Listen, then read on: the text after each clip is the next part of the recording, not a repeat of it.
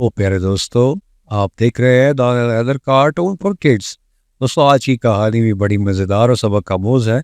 तो कहानी को पूरा देखा कीजिए और इसको ज़्यादा लाइक शेयर और सब्सक्राइब भी कीजिएगा। तो आइए, आपको ज़्यादा बोर नहीं करते, कहानी शुरू करते हैं।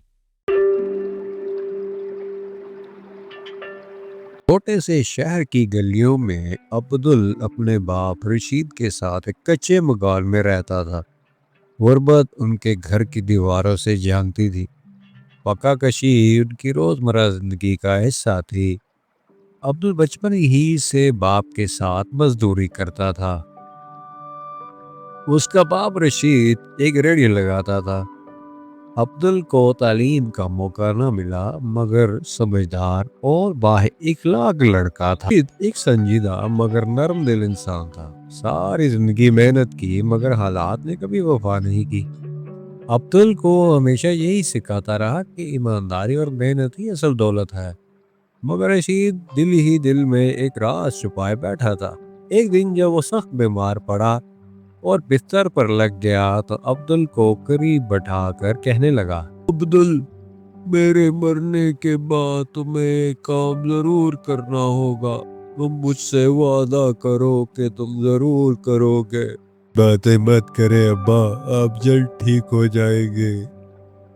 आपके सिवा मेरा इस दुनिया में है ही कौन? मैं कहाँ जाऊंगा आपके बगैर?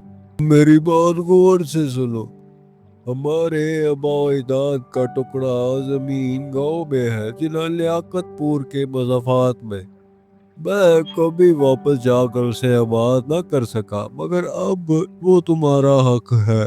अब्बा जान, मैं वहाँ जाऊंगा, मगर पहले आप ठीक हो जाए फिर। हाँ बेटा, तुम वहाँ जाओ, वो जमीन तुम्हारी है। मैंने कागजात संदूक में रखे हैं, वो साथ लेते जाना।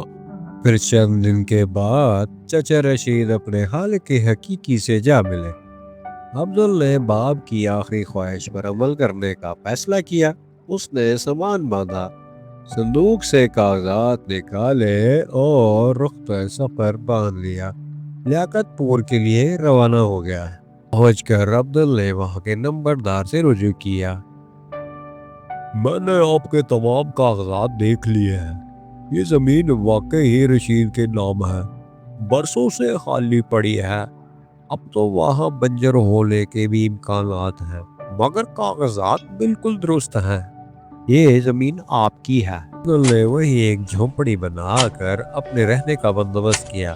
मेहनत की, जमीन को हमवार किया और फिर उस तक पानी पहुंचाने का बंदोबस्त किया। गांव वाले हैरान थे कि ये कौन लड़का है जो उजाड़ जमीन में जान डाल रहा है। वक्त के साथ साथ फसलें उगने लगी, जमीन जरखेज निकली। अब्दुल ने सब्जी उगाना शुरू की। कुछ अर्से बाद उसकी पैदावार इतनी हो गई कि वो बाजार में बेचने लगा। उसे मेहनत का फल मिलने लगा था। अब उसके पास इतनी आमदनी हो गई थी कि उसने एक छोटा सा मकान तामीर कर लिया।